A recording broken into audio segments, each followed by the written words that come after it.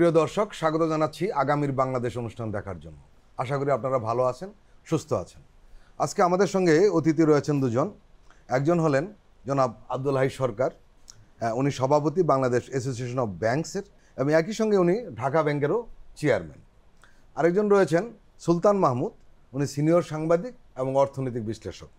আপনাদের দুজনকেই আমাদের অনুষ্ঠানে স্বাগত জানাচ্ছি। আমরা শুরু করব আব্দুল হাই সরকারের কাছ থেকে। আপনি ব্যাংকিং খাতে দীর্ঘদিন ধরে রয়েছেন, অনেক দিন ধরে, মাঝখানে আবার চলে যাওয়া, আবার আসা, কিন্তু এই খাতের ভিতরেই আপনি ছিলেন। গত 15 বছর এই স্বৈরাচার সরকারের সময় ব্যাংকগুলির কী অবস্থা হয়েছে সেটা সারা দেশের মানুষ জানে। এরপরে এই সরকার আসার পরে অনেকগুলি পদক্ষেপ নিয়েছে। যদি আমি সরাসরি আপনার কাছে জানতে চাই, এখন ব্যাংকিং খাত কেমন আছে? মোটামুটি ধরেন এখন তো যারা এই first generation second generation bank, তাদের তো তারল্য সংকট নাই মনে বলবো। আমাদের তো কোনো তারল্য সংকট নাই ইনশাল্লাহ। কিন্তু আমরা এই সংকটে পড়ছে বেশিরভাগ ওই সমস্ত ব্যাংক যেখানে যারা পরিচালক তারা অনেকগুলো ব্যাংকের ই করে ফেলছেন। যেমন ন্যাশনাল ব্যাংক, এটা একটা শক্তিশালী ব্যাংক ছিল এবং এদের যে স্প্রেড অনেক বড় এবং এদের ব্রাঞ্চের সংখ্যা অনেক বেশি। এই ধরনের ব্রাঞ্চ সংকটে পড়ার কোনো কারণ নাই। তো পরিচালক বিন্দুতে হয়তো উল্টাপাল্টা কিছু করার জন্য কিন্তু এই ব্যাংকগুলো আজকালে সমস্যা পড়ে গেছে আর কি। আর কিছু কিছু সমস্যা আরও কিছু ব্যাংক ছিল কিন্তু তারা কাটিয়ে উঠছে আর কি। কিন্তু ন্যাশনাল ব্যাংকের সমস্যাটা খুবই অ্যাকিউট। আর যে সমস্ত ব্যাংক আপনি সমস্যা পড়েছে তাই সেগুলো হচ্ছে বেশিরভাগ ওই fourth generation bank, third generation, যেগুলো অনেক সময় রাজনৈতিক কারণে এটা দেওয়া হয়েছে আর কি। তো রাজনৈতিক কারণে ব্যাংক একটা এমন একটা জিনিস যেটা ফাইন্যান্স কন্ট্রোল করে। সেখানে তো রাজনীতি ঢুকে যায় সেখানে তো তার একটা পরিণতি খুব মানে ভয়াবহ হতে পারে আর কি, যার ফলশ্রুতি আমরা কিছু ভোগ করতেছি এখন বর্তমানে। যদি এটাকে দূর করতে হলে আপনি ওভারনাইট তো সম্ভব না, এটা সময়ের দরকার। সাধারণত ব্যাংক করবে ব্যবসায়ীর, বড় বড় ব্যবসায়ী লোক, যাদের ফাইন্যান্সিয়াল কোনো সমস্যা নাই, যারা সমাজে প্রতিষ্ঠিত সুন্দরভাবে, যারা আরও নিজের ব্যবসা বাণিজ্য ছেড়েও আরও নতুন নতুন উদ্যোগ নিতে পারেন, যেখানে সমাজ উপকৃত হবে। তাছাড়া যারা ইনভেস্ট করবেন তাদেরও একটা স্যাটিসফ্যাকশন বা ইগো সেটা গত 15-16 বছর যে সমস্যাগুলো কী হয়েছে কি, আমাদের যে ব্যাংকের সমস্যাগুলো, ওই সমস্ত বিষয় খুব কোনো ইম্পর্টেন্স দেওয়া হতো না আর কি, এবং যার মধ্যে শেষে চলতো আর কি। তা আমাদের যদি অ্যাসোসিয়েশন ছিল, অ্যাসোসিয়েশনটা তাদের কার্যক্রম ছিল অন্য কিছু আর কি, অন্য এজেন্ডা। ব্যাংকের যে একটা উন্নতি করা, ওই এজেন্ডার অভাব ছিল ওখানে আর কি, বুঝছেন না? সেটা একটা মেইন কারণ। তো এখন আমরা ধরেন নতুন নেতৃত্ব আমরা এখানে এসেছি। আর যে সমস্ত ব্যাংক আমরা লিম্পিং করছি, যেগুলো আপনার 8-9টা ব্যাংক প্রায়, যেটা আমি স্পেসিফিক হতে চাই না, তো সেগুলোকে আপনি রক্ষা করতে হলে এখন একটা অল আউট একটা দরকার, ইনিশিয়েটিভ দরকার। সেটা আমাদের পক্ষে তো হইতে হবে। সে সরকার তো মেইন, সরকার ছাড়া কোনো কিছু তো মুভ করা সম্ভব না। কাজে সেদিকেও আমাদের সরকারের যথেষ্টই দরকার, বিশেষ করে Bangladesh bank, security exchange commission, finance ministry, banking division, they should take initiative. মাননীয় গভর্নরের সাথে অলরেডি আমরা ওনার সাথে দেখা করেছি এবং আমাদের যে সমস্যাগুলো ওনার সাথে মানে বিশদভাবে আলোচনা করেছি আমরা। উনি যথেষ্ট জ্ঞানী লোক। উনি যদি ঠিকমতো দেওয়া হয়, ওনাকে স্বাস্থ্যসেবা যদি দেওয়া হয়, স্বাস্থ্যসেবা একটা বিরাট জিনিস। কিন্তু প্রতিটা যদি আমি ডিকটেট করি তাহলে কিন্তু কাজ আমরা সুন্দর হবে না।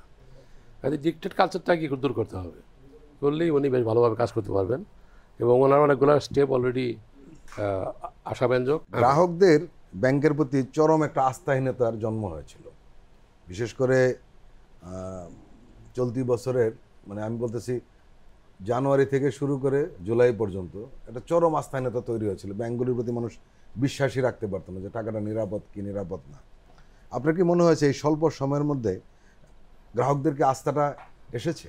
আমাদের যারা সাধারণ ডিপোজিটার তারা একটু প্যানিক হয়ে গেছে এখন, যে টাকা অ্যাডল ফেরত পাওয়া যাবে কি না। তো এসব ব্যাপারে তো একটা সন্দেহ রয়ে গেছে এখনও। এটা সম্পূর্ণ গেছে আমি বলবো না, এটা সময় লাগবে একটু। যেহেতু যদি 10-11টা ব্যাংক যদি আপনি লিম করে, যদি এই চেক অনার করতে পারে না, টাকা দিতে পারে না, এগুলো যখন বন্ধ হবে তখন যে আপনি আস্থা পূর্ণ আস্থা তখন পাবেন। আপনার ডিপোজিটার বা বলেন বা কাস্টমারের বলেন, আস্থা পাবেন। কিন্তু ওইগুলো না হবেন তো কিন্তু আপনার যে ব্যাংকের প্রতি যে একটা প্যানিক, যে ব্যাংকে টাকা রাখা রিস্কি আর কি, স্পেসিফিক ব্যাংক অফকোর্স। আর আমাদের তো সাধারণত আমাদের ডিপোজিট সাধারণত ডিপোজিটার যারা বড় ব্যবসায়ী, তারা তো ব্যাংকে ডিপোজিট রাখে না, তারা ব্যাংক থেকে টাকা নেয় আর কি, তাই না? কেন আমি যেমন ধরেন আমি ব্যবসা করি, আমার টাকা আমি নিজের ব্যবসার মধ্যে একটা ইচ্ছে হচ্ছে, রোলিং হচ্ছে, কিন্তু এক্সট্রা টাকা নিয়ে যখন রাখা ব্যাংকে ওই সুযোগ আমার নাই। এ রাখে কারা? যারা স্বল্প ইনকামের মানুষ, কৃষিকার্য করেন, সারপ্লাস টাকা ওইগুলো ব্যাংকে রাখে। সেই ব্যাংকে যদি তাদের মধ্যে যদি একটা অনাস্থা এসে যায়, তখন আপনি মেইন ব্যাংক সাফার করা শুরু করে। তাই এখন যে একটা ঘটনা ঘটে গেছে, যে একটা সেটব্যাক হয়ে গেছে, এটা ফিরে আনতে অবশ্য রাতারাতি সম্ভব না। এটা একটু সময় লাগে। অবশ্যই আপনার সম্মিলিত প্রচেষ্টার প্রয়োজন আর কি, তখনই আমরা এটা ওয়ার্কআউট করতে পারবো। সাংবাদিক সুলতান মাহমুদ, আপনি অর্থনৈতিক রিপোর্ট করেন এবং দীর্ঘদিন করেছেন, এখনও আছেন। আব্দুল সরকার যে কথাগুলো বললেন ব্যাংকের বর্তমান পরিস্থিতিতে, আপনার মূল্যায়নটা কি? ব্যাংক এখন কেমন আছে? ব্যাংকগুলো উনি যেভাবেই বলুক না কেন, বাস্তবতা হলো যে বাংলাদেশের ব্যাংকিং খাত একটি ভঙ্গুর জায়গায় দাঁড়িয়ে আছে, একেবারে ভঙ্গুর জায়গায় দাঁড়িয়েছিল। সেই জায়গা থেকে ঘুরে দাঁড় করানোর চেষ্টা চলছে। বাংলাদেশের ব্যাংকিং খাত থেকে গত 15 বছরে 1,89,000 কোটি টাকার খেলাপি ঋণ তৈরি হয়েছে। যদি আপনি বলেন যে কম্পেয়ার টু 15 বছরের আগে কী ছিল, যেখানে 22,000 কোটি টাকার খেলাপি ঋণ ছিল, সেইখানটাতে এসে দাঁড়িয়েছে 1,90,000, প্রায় 90,000 কোটি টাকা ঋণ। ব্যাংক থেকে এই টাকাগুলো কোথায় চলে গেছে, কিভাবে গেছে? ফার্স্ট জেনারেশন এবং সেকেন্ড জেনারেশনের ব্যাংকগুলোর বাদে এরপরে যে ব্যাংকগুলো আছে, এর ম্যাক্সিমাম ব্যাংক হলো খুব ঝুঁকিপূর্ণ অবস্থার মধ্যে চলে গেছে। সেকেন্ড জেনারেশনেরও দু একটি ব্যাংক মালিক পরিবর্তনের কারণে, মালিক পরিবর্তন বলতে জবরদখল বলেন বা গোয়েন্দা সংস্থার মাধ্যমে বলেন, রাষ্ট্রীয় মদদে বলেন, সেই ব্যাংকগুলোকে যখন গত 15 বছরে সরকারের যারা সুবিধাভোগী ছিল, সেটি ব্যবসায়ী বলেন বা অন্য যেই হোক না কেন, তারা কি করেছে, সেই ব্যাংকগুলোকে ভালো ব্যাংক সেগুলোকে দখল করে নিয়ে সেগুলোর ভেতরের সম্পদগুলোকে চুষে খেয়ে সেগুলোকে ফোকলা বানিয়ে ফেলেছে সেই ব্যাংকগুলো।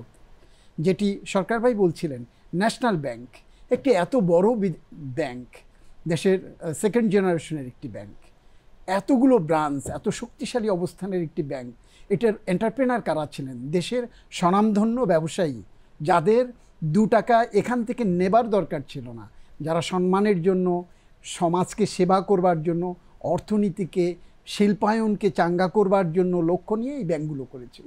সেই ব্যাংকগুলোকে ধ্বংস করে দেয়া হয়েছে এই জবরদখল বা যে ভাষাই আপনি বলেন না কেন সেইভাবে। আপনি যদি বলেন যে বাংলাদেশের ব্যাংকিং খাতে আরেকটি পিলার ছিল ইসলামী ব্যাংক, সেই ব্যাংকটিকেও খোল নালচে একেবারে এটির ভিত কাঁপিয়ে দিয়েছে। ঘুন পোকা ভিত যেভাবে খেয়ে ফেলে, খুঁটি খেয়ে ফেলে, এই ব্যাংকের খুঁটিগুলো, সবগুলো খুঁটিকে দুর্বল করে ফেলেছে এই ব্যাংকটিকেও। বাংলাদেশে ইসলামী ব্যাংকিং শব্দটির যারা চালু করেছে, আপনি জানেন যে আমাদের অর্থনীতিতে, আমাদের ব্যাংকিং সেক্টরে অনেকগুলো ইসলামী ব্যাংক আছে। ইসলামী ব্যাংকের বাইরেও প্রতিটি ব্যাংকের ইসলামী শাখা খুলেছে তারা। সেই ব্যাংকগুলোকে শেষ করে দিয়েছে। এবং শেষ করে দিয়ে কি হলো, আজকে ব্যাংক থেকে কিভাবে শেষ করলো? এগুলোতে জবরদখল, মাসেল পাওয়ার খাটিয়ে, অস্ত্রের মুখে আইনি কাঠামো পরিবর্তন করে দিয়ে ব্যাংক খাতকে আজকের একটি ভঙ্গুর জায়গায় তারা নিয়ে এসছে। এবং এটি কে নিয়ে এসছে? একেবারে রাষ্ট্রীয় মদতে এটি হয়েছে, রাষ্ট্রীয় পৃষ্ঠপোষকতায় এটি হয়েছে, রাষ্ট্রীয় সাপোর্টে হয়েছে, আইনি সহায়তার মাধ্যমে। এবং এই যাতে তাদের দখলদার বাহিনী এই ব্যাংকগুলোকে তাদের মতো করে চালাতে পারে, সেই জন্য আইন পরিবর্তন করা হয়েছে। এবং সে আইনগুলো কখন করা হয়েছে জানেন? 2009 সালের পর থেকে প্রতিটি ইলেকশনের আগের বছর, প্রতিটি ইলেকশনে, 3টে ইলেকশন হয়েছে, 3টি ইলেকশনের আগেই ব্যাংক কোম্পানি আইনকে সংশোধন করা হয়েছে। আমার মনে হয় সরকার ভাই আমার সাথে দ্বিমত করবে না। আইন সংশোধন করে তাদেরকে সুযোগ করে দেওয়া হয়েছে ব্যাংকের গচ্ছিত সাধারণ বিনিয়োগকারীদের, যেটা সরকারিভাবে বলছিলেন যে প্রতিষ্ঠিত ব্যবসায়ী সে তো ব্যাংকে টাকা রাখবে না, সে ব্যাংক থেকে আরও টাকা নিয়ে ব্যবসা করে ব্যাংকে সুদ দেবে। এবং এইটার সুবিধাভোগী কারা হবে? যারা ব্যবসা করতে জানে না, ব্যবসা করতে পারে না, যারা ক্ষুদ্র সঞ্চয়ী, তারা ব্যাংকে টাকা রাখে, সেই টাকা দিয়ে দেশের শিল্পায়ন হয়, দেশের অর্থনীতির চাকা সচল হয়, কৃষিতে যায়, বিভিন্ন জায়গায়। সেই জায়গাগুলোকে নিয়ে সঞ্চয়ীদের যে আস্থার জায়গা, সেটিকে দুর্বল করে দেওয়া হয়েছে। আতঙ্ক এখন ব্যাংক হচ্ছে, যেটি ভালো ব্যাংকগুলো, সেগুলোও এখন প্রশ্ন এসছে যে এই ব্যাংক কি নিরাপদ? রাষ্ট্রীয় ট্রেজারি ব্যাংক থেকেও টাকা তোলার হিড়িক এসছে যখন শোনা গেছে আপনি যে সময়ের কথা বললেন, তখন যারা ক্ষুদ্র ক্ষুদ্র ব্যবসায়ী বা বিনিয়োগ মানে সঞ্চয়ী, তারাও বলেছে আমার টাকা তো রাষ্ট্রীয় অমুক ব্যাংকে আছে, আমি কি টাকাটা তুলে ফেলবো, ওই জায়গাতে পর্যন্ত গিয়েছে। আজকে তার পরিণাম কি হয়েছে? যখন সরকার পরিবর্তন হয়েছে, একেবারে দৃশ্যমান হয়েছে। এতদিন একটি আবরণ দিয়ে রাখা হয়েছে যে না, ব্যাংকে টাকার সংকট নাই। এখন দেখা যাচ্ছে 10 থেকে 12টা ব্যাংক তার ডিপোজিটারদেরকে টাকা দিতে পারছে না। তারা 5,000 টাকার বেশি আপনার চেক অনার হচ্ছে না। প্রধান কার্যালয় থেকে, বড় শাখা থেকে টাকা ওই শাখাগুলোতে যায়। কত দিয়েছে? 4 লাখ টাকা দিয়েছে। একজন ম্যানেজার আমাকে সেদিনকে বলছিলেন যে সুলতান ভাই আমাকে 4 লাখ টাকা দিয়েছে, আজকে আমার কাছে চেক জমা পড়েছে 7 কোটি টাকার, আমি কি করে দেব? এবং কি হয়েছে, এই ব্যাংকগুলোতে যে সমস্ত কর্মকর্তারা গিয়েছে আজকে তারা নাজেহাল হচ্ছে, চরমভাবে নাজেহাল হচ্ছে। আরেকটি কথা আপনাকে এখানে বলে রাখি, ব্যাংকিং খাতে আগে কারা আসতো? দেশের ভালো স্টুডেন্ট যারা যারা দেশকে সেবা করতে পারবে, ভালো ছাত্র, মেধাবী ছাত্র, তারা ব্যাংকিং সেক্টরে কিন্তু আসতো এবং মনে করতো এটি একটি পশ জব। ব্যাংকে গেলে তাদের জীবন মান উন্নয়ন হবে, তারা নিশ্চিত উপার্জনের পথ তৈরি হবে। আজকে ব্যাংকিং সেক্টর কিন্তু এই 15 বছরের পথ পরিক্রমায় ব্যাংকিং সেক্টরের জব এখন সবচেয়ে ঝুঁকিপূর্ণ, নিন্দনীয় জব এবং বাজে ভাষা প্রয়োগ করে ব্যাংকারদেরকে, এখন ব্যাংক মালিকদেরকে এবং ব্যাংকের যারা কর্মকর্তা কর্মচারী তাদেরকে। তো এই করুণ পরিস্থিতি চলে এসছে ব্যাংকের খাতে আর কি। আব্দুল হাই সরকার, আপনারা ব্যাংক করেছেন মর্যাদা বা সম্মানের জন্য, কিন্তু গত রেজিমে যেটা হয়েছে ব্যাংক করেছে লুটপাটের জন্য, জেনারেল যেটা হয়েছে।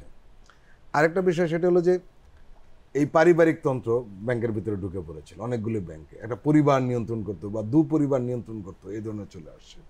এখন প্রশ্ন হলো দুটো, একটি হলো যে রাজনৈতিক মুক্ত কিভাবে ব্যাংকগুলি করা যায়, রাজনৈতিক দল মুক্ত আসলে এইভাবে বলা উচিত। আরেকটি হলো যে এই পরিবারতন্ত্র থেকে কিভাবে বেরোনো যায়। পরিবর্তন সম্বন্ধে বাংলাদেশ ব্যাংকের কিন্তু একটা ডেফিনেশন আছে, কিন্তু একটা গাইডলাইন আছে, একটা পরিবর্তন গাইডলাইন ইজ দেয়ার। ম্যাক্সিমাম যদি করে 10% করতে পারে। কিন্তু দেখেন আপনার ওপেন সিক্রেট, যেটা আপনার এই প্যাসেজ গভর্নমেন্টের যে লাস্টের যে এইটা পিরিয়ডটা বা তার কিছু আগের থেকেই, মানে ওই পুরো পিরিয়ড তাদেরই ছিল, পিএসএটা ছিল। তো এস আলম যেমন ধরুন উনি একজন উনি একটা ব্যাংকের মালিক হতে পারে বা শেয়ার হোল্ডার হতে পারে, কিন্তু উনি 6-7টা ব্যাংক একা সবই নিয়ন্ত্রণ করতেন। এবং সে বাংলাদেশ ব্যাংক তখন কী বসে করলো, তখন তালুকদার সাহেব কী করলো, কী কাজটা করলো সে? উনি তো সবই তো ইচ্ছা মতো টাকা প্রিন্ট করছেন, টাকা দিয়েছেন, এগুলো করে গেছেন আর কি। তো এইগুলো তো একটা জাতীয়, এটা একটা বিরাট একটা অপরাধ একটা, তাই না? যাতে আপনি ক্ষতিগ্রস্ত আরও বেশি করে হয়েছে। তো বাংলা ব্যাংকের ইয়েতেই পড়ে না যে কোনো একটা ফ্যামিলি এই 10টা ব্যাংকের মালিক হবে, এটা তো একবার রেস্ট্রিক্ট করা আছে বাংলা ব্যাংকে। এটা ধরেন ওয়ার্ল্ড ব্যাংক, IMF, ওখান থেকে কিন্তু প্রেসক্রিপশন দেওয়া আছে যে একটা ব্যাংক কীভাবে চলবে, তার প্রেসক্রিপশন দেওয়া থাকে, এবং বাংলাদেশ ব্যাংক সেই প্রেসক্রিপশনটা কিন্তু ফলো করে উইথ আমাদের সামাজিক কন্ডিশনের সাথে একটা করে সমন্বয় করে একটা ব্যাংকিং পলিসি করা হয়। কিন্তু এই খাতে দেখা যাচ্ছে যে মানে পুরো আলাদা পরিস্থিতি। সুলতান ভাই যেটা বললেন যে 1,90,000 কোটি টাকা আমাদের ব্যাড লোন, একদম অসত্য কথা এটা, বুঝছেন তো? Officially, unofficially 4 lakh.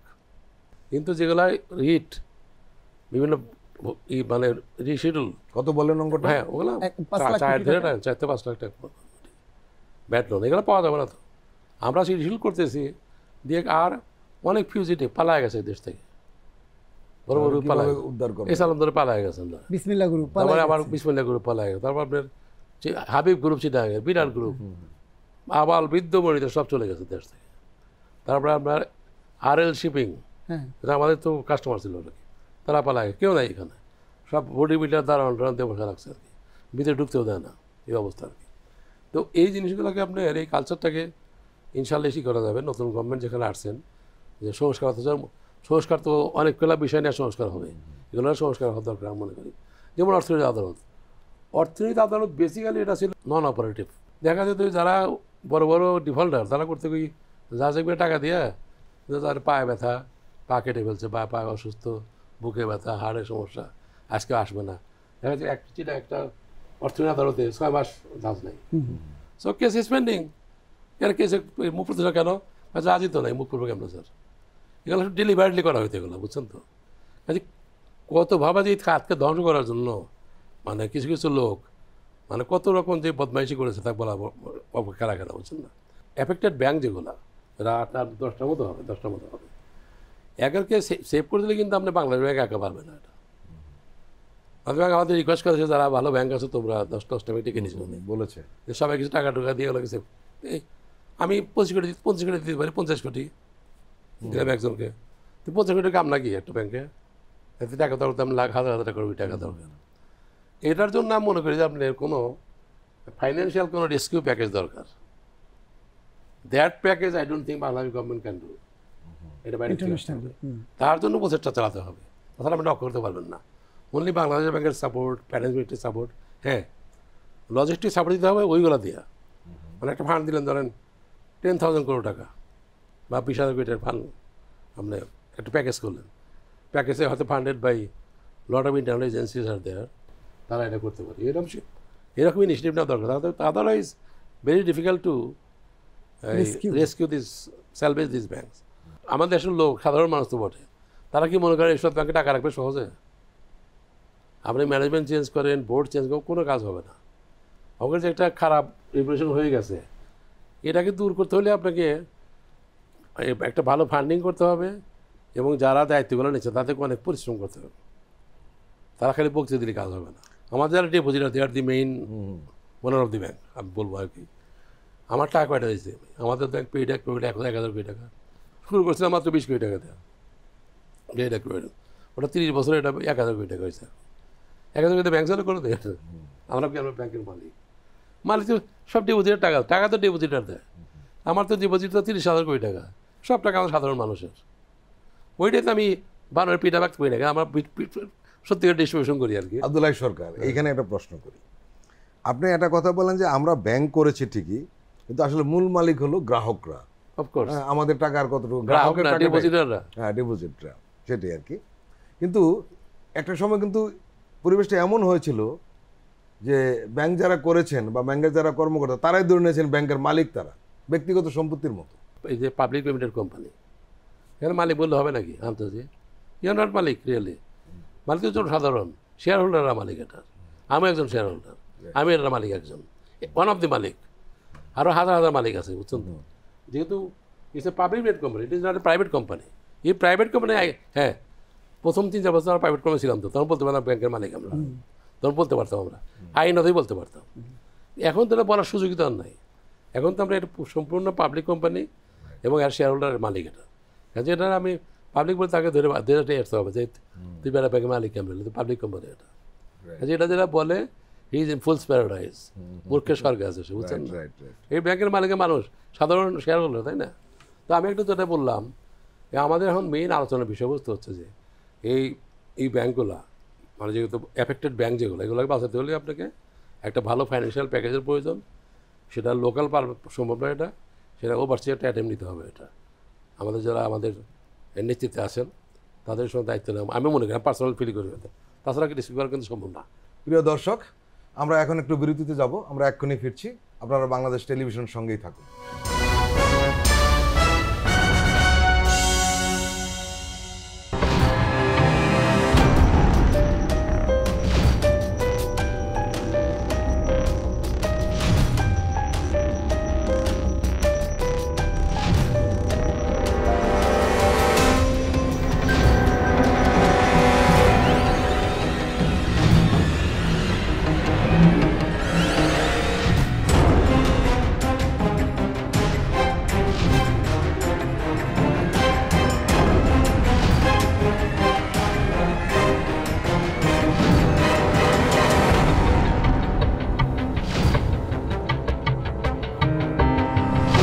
কেমন আছে অর্থনীতি?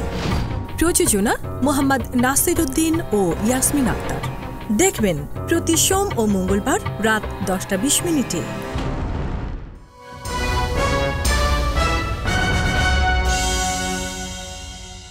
আবারও স্বাগত জানাচ্ছি আগামীর বাংলাদেশ দেখার জন্য। সুলতান মাহমুদ, এই স্বাধীন ব্যাংকিংয়ের ক্ষেত্রে কি কি অন্তরায় রয়েছে বলে আপনি মনে করেন? কারণ আমরা দেখেছি যে বেসরকারি ব্যাংকগুলোর নানান ধরনের রাজনৈতিক বা ব্যক্তি পারিবারিক সমস্যার কারণেই সমস্যা তৈরি হয়েছে। আপনার কি মনে হয়? প্রথম কথা হচ্ছে যে অন্তরায়ের কোনো মানে এটিকে অগণিত অন্তরায়, সীমা পরিসীমা নেই, সীমা পরিসীমা নাই, এবং সেটি কিন্তু তৈরি করেছে সরকার, সেটি তৈরি করেছে বাংলাদেশ ব্যাংক। আপনি নজরুল ইসলাম মজুমদার বলেন, এস আলম বলেন, সালমান এফ রহমান বলেন, বা অ্যাননটেক্স বলেন, আপনি যত বড় কোম্পানির কথা বলেন যারা বড় বড় খেলাপি হয়েছে, তারা কি করেছে, কিভাবে টাকা নিয়েছে? তারা কিন্তু আইনি কাঠামোর মধ্য থেকে এই টাকাটা নিয়েছে, এবং সেই আইনি কাঠামো করে দিয়েছে কে? সেই আইনি কাঠামো করে দিয়েছে বাংলাদেশ ব্যাংক। বাংলাদেশ ব্যাংক, আমি তো আপনাকে বললাম যে এ নিয়ে প্রতি বছর প্রতিটি নির্বাচনের আগে বাংলাদেশ ব্যাংক ব্যাংকিং আইন যেটা আছে সেটিকে সংস্কার করেছে। আপনি 13তে সংস্কার করেছে, 18তে সংস্কার করেছে, 23-এ সংস্কার করেছে। এই সংস্কার করে করে, এই যে আপনি পরিবারতন্ত্রের কথা বলছেন, এই পরিবারতন্ত্রের সকল দ্বার উন্মোচন করে দিয়েছে এই কেন্দ্রীয় ব্যাংক। এবং কেন্দ্রীয় ব্যাংকের মধ্যে আপনি যদি বলেন আতিউর রহমান থেকে শুরু করে আব্দুর রউফ তালুকদার পর্যন্ত, এরা কি করেছে? এরা হলো এই সরকারের তল্পিবাহক যারা, বা সরকারের মাথার উপরে বসে যে সমস্ত তথাকথিত ব্যবসায়ী, আমি ব্যবসায়ী বলছি না, তথাকথিত ব্যবসায়ী, তারা কি করেছে? সরকারের মাথার উপরে বসে তাদের সুবিধার্থে, তাদের ব্যক্তি সুবিধার্থে, তাদের গোষ্ঠীর সুবিধার্থে তারা এই ব্যাংকিং কোম্পানি আইনকে নিজেদের মতো সংস্কার করেছে। যেটি বলছিলাম যে আগে ব্যাংকে একটি ব্যাংকের ডাইরেক্টর থাকতে পারত, একটি পরিবার থেকে 3 জন সর্বোচ্চ 3 জন থাকতে পারত। সর্বশেষ সংস্কার করে সেটিকে কি করেছে? আগে ছিল 4 জন, সেখান থেকে 3 জনে দেখিয়ে ওখানে করেছে মূলত 5 জন। বলেছে ওই ব্যক্তির যদি কোনো ব্যবসা প্রতিষ্ঠান থাকে, সেই প্রতিষ্ঠানের প্রতিনিধি ওই ব্যাংকে থাকতে পারবে, ওখানে সর্বোচ্চ 5 জন। তো একটি পরিবারের একটি ব্যাংকে যদি 5 জন পরিচালক থাকতে পারে, তাহলে সেই ব্যাংক তার কবজায় নেওয়া কঠিন, সবই এটি করেছে। এরপরে আসেন, আগে একটি বোর্ডে একজন পরিচালক পরপর 2 বার 3 বছর মেয়াদি বা 2 বছর মেয়াদি বোর্ডে হলেও 6 বছরের বেশি কেউ থাকতে পারতো না। সেটিকে 12 বছর করে দিয়েছেন আপনি। টানা যদি 12 বছর একজন ব্যক্তি একটি ব্যাংকের বোর্ডে থাকে, তার তো আধিপত্য বিস্তার করে ফেলে। কর্মকর্তা থেকে কর্মচারী, দারোয়ান, পিয়ন থেকে সব কিছু তার নিজের নিয়ন্ত্রণে নিয়ে আসে। এটি একটি করেছে। আরেকটি কে করেছে, আপনি দেখেন এই বাংলাদেশ ব্যাংক, বিশেষ করে এই ফজলে কবির এবং আব্দুর রউফ তালুকদার, এরা এসে কি করেছে? ব্যাংকগুলোকে ঠিক রাখবার জন্য প্রধান যে বাংলাদেশ ব্যাংকের উইং, সেটি হলো ইন্সপেকশন উইং। ইন্সপেকশন উইংটাকে এমন দুর্বলভাবে করে দিয়েছে, উনি যেটি বললেন যে অর্থঋণ আদালতকে ভেঙে চুরমার করে দিয়েছে, অকার্যকর প্রতিষ্ঠানে পরিণত করেছে। অ্যাট দ্য সেম টাইম এটি আরেকটি জায়গা যে বাংলাদেশ ব্যাংকের যারা ইন্সপেকশন উইং যেটা আছে, সেটিকে একেবারে অথর্ব উইংয়ে পরিণত করেছে। কি করেছে? যে সমস্ত যোগ্য কর্মকর্তারা, ইন্টারন্যাশনাল আন্তর্জাতিক মানের কর্মকর্তা আমাদের বাংলাদেশ ব্যাংকে আছে, অতীতেও ছিল, তাদেরকে কি করেছে? তাদেরকে বিভিন্ন জায়গায় ডাম্পিং যে পোস্টগুলো, সেই জায়গায় দিয়ে রেখে যারা ইন্সপেকশন বোঝে না, ইন্সপেকশন জানে না, বা তাদের কথা মতো উঠবে বসবে, সেই সমস্ত জায়গায় ইন্সপেকশন টিমটাকে সেভাবে করে রেখেছে। যে কারণে আমাকে যদি আজকে ঢাকা ব্যাংক ইন্সপেকশন করতে পাঠান, আমি কি করব? আমি তো জানি না ইন্সপেকশনটা কোথায় করতে হবে। যে কারণে ওনরা কি অন্যায় করেছে, ওনরা কি ন্যায় করেছে, ওনা আইনসঙ্গত করেছে কিনা, আইন বহির্ভূত করেছে কিনা, সেটি আমি জানতে পারছি না, জানতে দেয়া হয় নাই। সেটি একটি করেছে। ডক্টর আতিউর রহমানের সময় থেকে যদি বলেন, একটি স্লোগান ছিল আতিউর রহমানের সময়। স্লোগানটা কি? গভর্নর আতিউর, ব্যাংক চালায় এসকে সুর। হ্যাঁ, একটি স্লোগান ছিল। আতিউর রহমান সাহেব নানান সেমিনার, সিম্পোজিয়াম ওগুলো নিয়ে পড়ে থাকতেন। অপকর্ম ব্যাংকিং খাতে যত রকম করা যায় সেটি এসকে সুর করে গেছেন। ব্যাংকে অব্যবস্থাপনা, ব্যাংকে দুর্নীতি, ব্যাংকে অনৈতিক অন্যায়, এগুলোর বীজ বপন করেছেন এসকে সুর। সেই ধারাবাহিকতায় এসে পরে ফজলে কবির সাহেব এবং আব্দুর রউফ তালুকদার।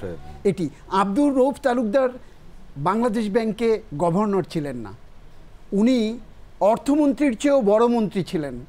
উনি যখন গভর্নর, তখন লোটাস কামাল তখন ফিনান্স মিনিস্টার। লোটাস কামাল অসুস্থ, মন্ত্রণালয়ে ঠিকমতো আসতেন না।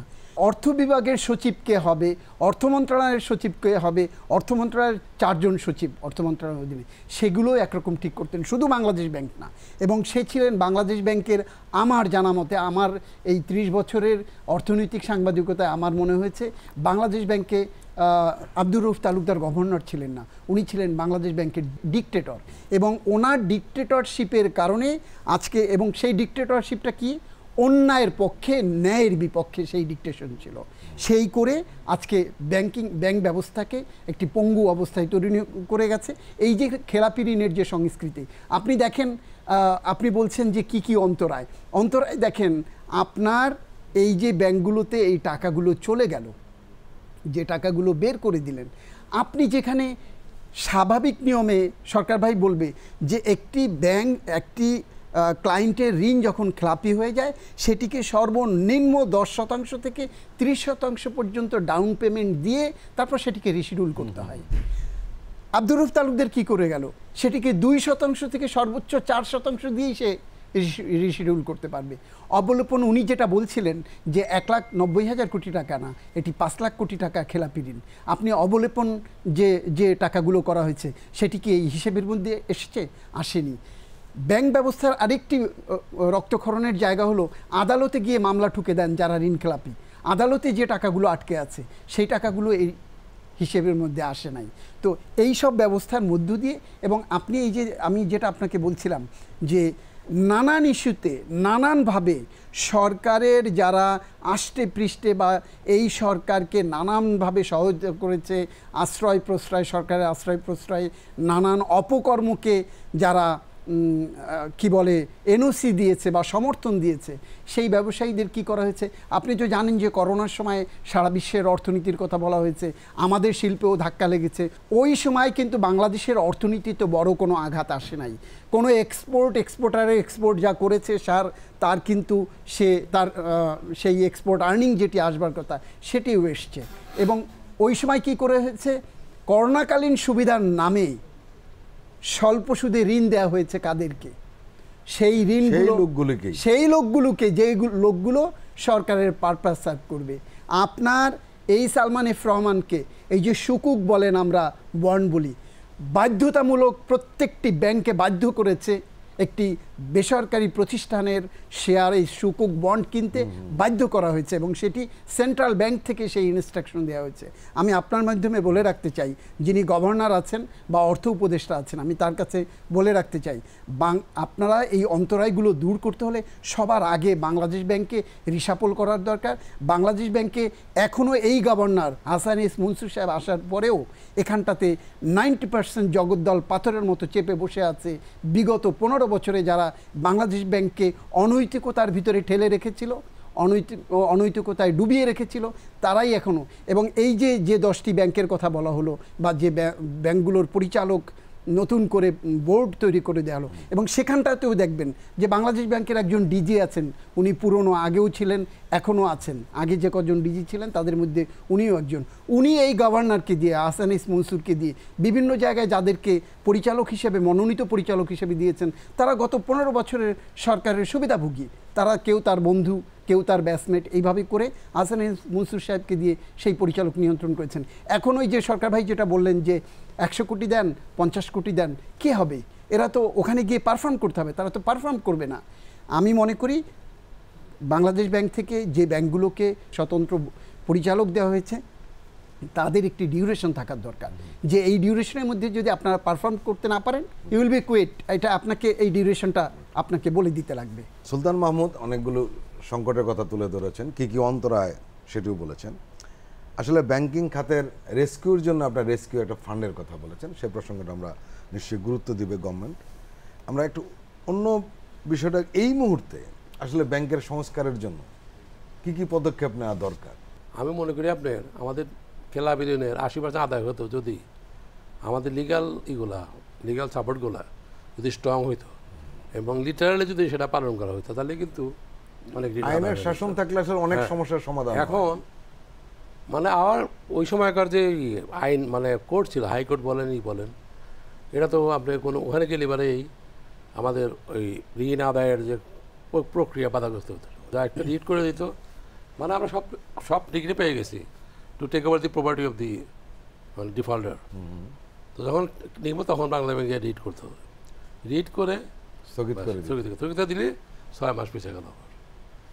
আবার যখন একটা বেসিক আবার চেষ্টা করলাম যখন মানে ব্যাংকিং লেভেল থেকে টাকাগুলো আদায় করার জন্য, তখন দেখা গেলো 6 মাসের আবার সে রিড করলো গিয়ে। মানে রিটের কোনো শেষ নাই, রিট একটা রিটের পর রিট।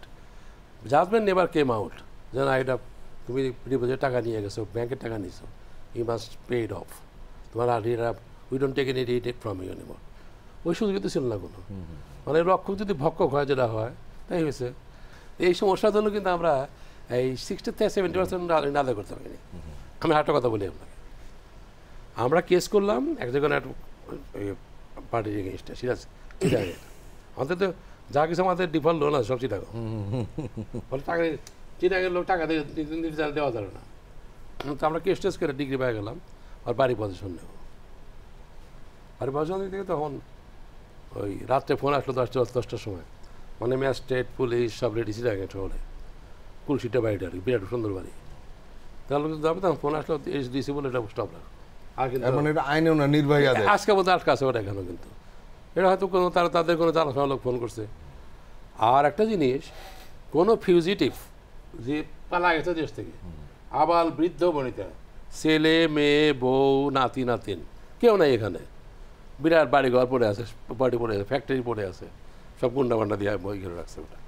এখন কোর্টে যখন গেলাম যে আমি পজিশনটা টেক ওভার করার জন্য, তখন কোর্টে দেখা গেল যে ওর পক্ষের উকিল এসে দাঁড়া আছে কোর্টে, he is contesting the case. Why? Once he is fugitive, he has no right to send any people for legal purpose. He must come physically and go to the court of and contest to the court of law. Okay? তার সম্মত। ও পয়সা আছে সব পালা গেছে, সব নিয়ে চলে গেছে, টাকাগুলো বিদেশে পাঠাবে। ওখান থেকে ফোন করে সে লিগাল লোক ঠিক করে, ঠিক আছে, দ্যাট লিগাল লোক act on his behalf in the high court of law and start contesting and they get the degree.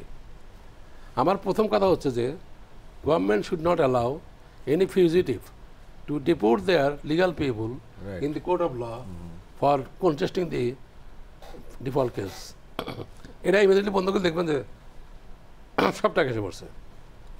আর এই ফোন তো আমি বর্তমানে ফোন আসবে না, আমি জানি এই মুহূর্তে ডিসি বলতে সবসময় না, তাহলে ডিসির মাথায় বাড়ি পড়বে যদি সে করে। এখন আপনি যদি আপনি খালি দেন, কোর্টকে শক্তিশালী করেন আর আইনগুলোকে একটা কী করেন যে কোনো ফিউজিটিভ যারা পালা গেছে দেশ থেকে, they have no right to contest in the court of law. আসলে আইনের শাসন থাকলে সরকার ভাই, আইনের শাসন থাকলে আসলে সব সমস্যার সমাধান আপনাকে আমি গ্যারান্টি দিতে পারি। ব্যাংকিং খাতে তাই হতো। আদালত, তারপরে আপনার কোর্ট আর এই সরকারি যে এজেন্সিগুলো আছে যদি স্ট্রং হয়ে যায় 80% টাকা চলে যাবে। 80% they have lot of property here. আমরা বিক্রি করে দেবো নিলামে, সব টাকা পেয়ে যাবো। এগুলো না করতে হবে না, আপনি ধরি মাছ না আসেই বানিয়ে আনতে হবে না। You have to take very strong position. No খাতির টাকা নিয়ে গেছে, public money, you must refund it back. দিতে আমার তোমার বাড়িঘর সব দিয়ে দাও, এখন তো বিরাট বিরাট সম্পত্তি এদের আছে। প্রিয় দর্শক, আমরা এখন একটু বিরতিতে যাব, আবারও ফিরবো, আপনারা আমাদের সঙ্গেই থাকুন।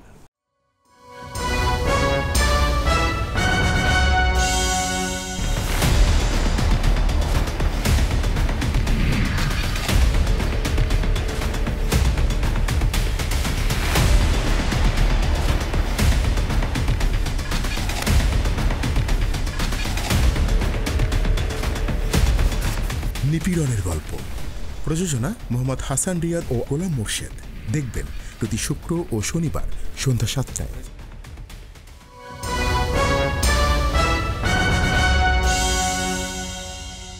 আবারও স্বাগত জানাচ্ছি আগামীর বাংলাদেশ অনুষ্ঠান দেখার জন্য।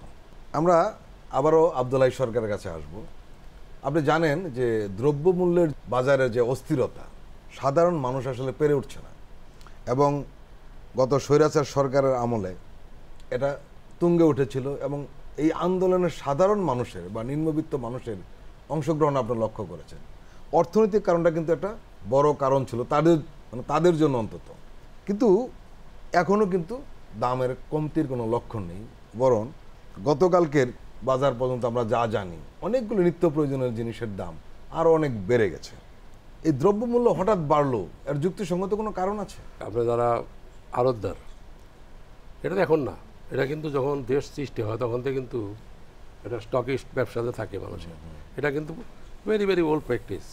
এটা কিন্তু এটা এটা এটা চলে আসছে কিন্তু জেনারেশন বাই জেনারেশন চলে আসছে কিন্তু। মানুষ স্টক করে কী জন্য? কিছু মুনাফা বেশি পাওয়ার জন্য। তো সেই জিনিসটা আপনার এখনও চালু আছে, ওটা পৌঁছে আছে। এখন আবার মডার্ন ওয়ার্ল্ডের যে টেলিফোন এগুলো সব মানে ডিজিটাল সিস্টেম উন্নত হওয়ার জন্য এই দোস্ত তোর কী কত মাল আছে আমি কিন্তু রাখছি, এই একটা সুযোগ হয়ে গেছে বেশি। আগে তো এক আরবদারের সাথে আর এক আরবদারের কিন্তু যোগাযোগ করা কঠিন ছিল। এখন আর করে একটু কাটল করে ফেলায়, কাটল করে তখন একটা ইয়ের সৃষ্টি করে, ওই সুযোগ চেষ্টা করে। তো সেটা কতটুকু আপনার পাওয়ারফুল তো আমি জানি না। আর আরেকটা যে হচ্ছে মানে ইনফ্লেশনের প্রেশারটা যেটা, সেটাও কিন্তু একটা নেগেটিভলি ইম্প্যাক্ট করতেছে, বুঝছেন। আপনাকে সাধারণ আপনার ফিক্সড ইনকাম গ্রুপের পারসন, আপনি যে টাকা দিয়ে $500 কিনতে পারতেন, you can buy now $300 or $200। তো সঙ্গত কারণেই ইম্পোর্ট কস্টটা বেড়ে যাচ্ছে। আর আমাদের তো অনেক আইটেমই ইম্পোর্ট করে নিয়ে আসতে হয়। তো সেই জন্য আমরা অনেক সময় ইনফ্লেশনটা যে এখন তো প্রায় 10 something inflation, it is already 15%। 15%, it already beyond limit আর কি। তো সেই ওর কিন্তু একটা ইম্প্যাক্ট এসে পড়ে কিন্তু। খালি আরবদারি যে পয়সা বাড়াচ্ছে আমি তো মনে করি না। এখানে তো অবশ্যই কার্টেল আছে, একটা কার্টেল তো এটা খারাপ কার্টেল, এগুলাকে ভাঙা দরকার আমি মনে করি। আর যেটাকে সিন্ডিকেট বলে, এটা বলতে চাচ্ছেন? সিন্ডিকেটটা আপনার সেটাকে বলতে পারবো না কেন, বললে অসুবিধা কি আমার। তো আমি সিন্ডিকেটে বলতে যে এখানে ওই যে এখন যে বর্তমান যে কমিউনিকেশন এগুলা ফ্যাসিলিটিগুলা এগুলো হয়তো সিন্ডিকেট করা সুবিধা হইতেছে। আগে তো হয়তো বসতে হতে একসাথে, তারপরে বলে দ্রুত তোর কাছে কী আছে, তোমার কাছে কী আছে, তোমার কাছে কী আছে, এটা তাহলে অ্যাটমাটি করি ভোট করি, লাভ বেশি হবে, এগুলো করে কিন্তু ওই সিন্ডিকেটগুলো এস্টাবলিশ আছে। এখানে এগাতে মুক্তি পাইতে হলে মানে খুব কঠিন ব্যাপার আর কি, বুঝছেন না, কাকে ধরবেন কাকে ধরবেন না। কাজে এটাকে আপনার within tolerance you have to handle it, number 1।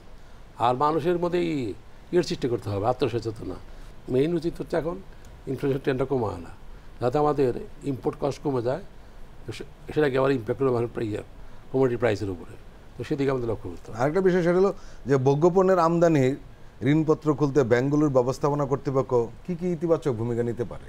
ভোগ্যপণ্য import করার সময় ব্যাংকটা ফ্রম ব্যাংকিং লেভেল বা ব্যাংকিং মানে management we look at the যে প্রাইসটা ওটা যে নিয়ে আসবে, তার প্রাইসিং কী হবে, আবার সেটা মার্কেটে খাবে কিনা ওটা কিন্তু দেখবো আমরা। তারা কিন্তু এলসি ওপেন করি না আমরা দেখবো যে আলটিমেটলি বেচতে পারবে কিনা, নাহলে তো সে ডিফল্ট করবে তখন তো ব্যাংকের টাকা মারা যাবে। তো সেদিকে একটা কন্ট্রোল কিন্তু আমরা রাখি সবসময়। কাজে আগে দেখি যে তুমি কোন ভোগ্যপণ্য আনবা, সেটার দামটা তোমার কী পড়বে এটা দেখবো, কিন্তু দেখার পরে কিন্তু আমরা এলসি ওপেন করবো। কাজে এটা সব ব্যাংকে তাই করে সাধারণত। কাজে ইট ইজ নট যে আপনি গেলেন না সাথে এলসি ওপেন করলেন, তা না।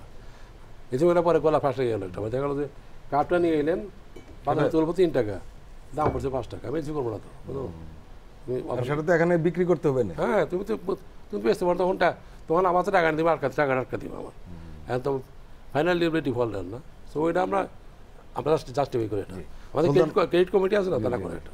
সুলতান মাহমুদ, আসলে এই নিত্য প্রয়োজনীয় জিনিসের দামের নিয়ে মানুষ এখনো হিমশিম খাচ্ছে, সেখান থেকে মানুষ বের হতে পারছে না।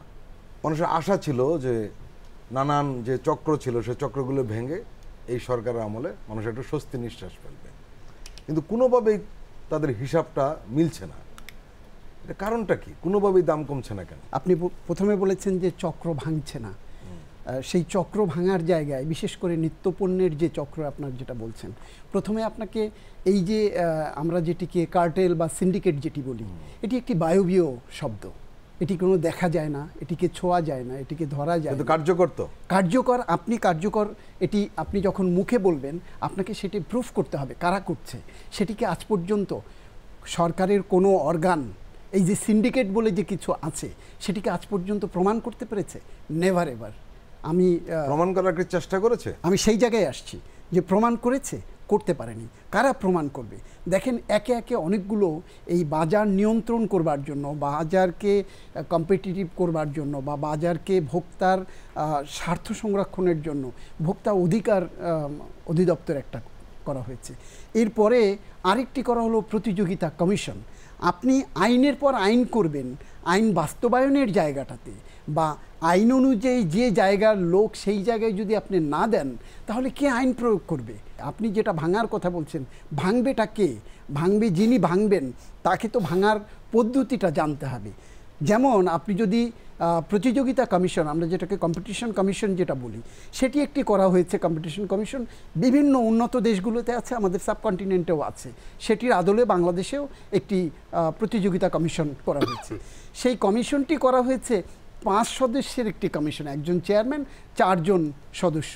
সেই 4 সদস্যের ভিতরে বলা হয়েছে একজন থাকবে প্রশাসনিক, বাকি 3 জন, একজন মার্কেট অ্যানালিস্ট, মার্কেট যারা বোঝেন, অ্যাসেসমেন্ট যারা করতে পারেন, একজন থাকবে মিনিমাম লয়ার, ল পয়েন্টে যারা হাত দিতে পারে যে কোন কোন জায়গায় এদেরকে হাত দিতে হবে, কোন জায়গায় কাজগুলো করতে হবে।